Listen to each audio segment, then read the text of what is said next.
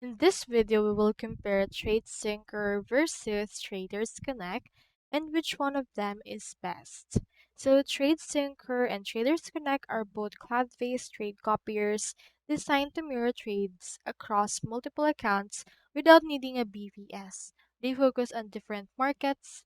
As you can see right here, Tradesyncer specializes in futures such as Ninja Trader, Tradovate, and Rhythmic.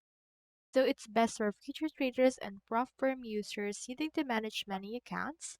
It utilizes platforms such as Ninja Trader, Tradovate, Rhythmic, TradingView, Project X, Volumetrica, and DXV.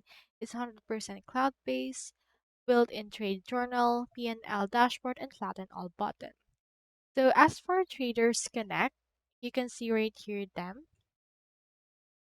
So Traders Connect is for retail forex traders using multiple brokers on MetaTrader or CTrader.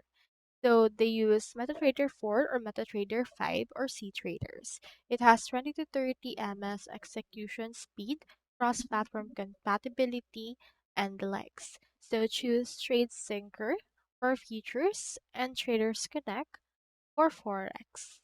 So that's all there is today, and I hope this video helped you out.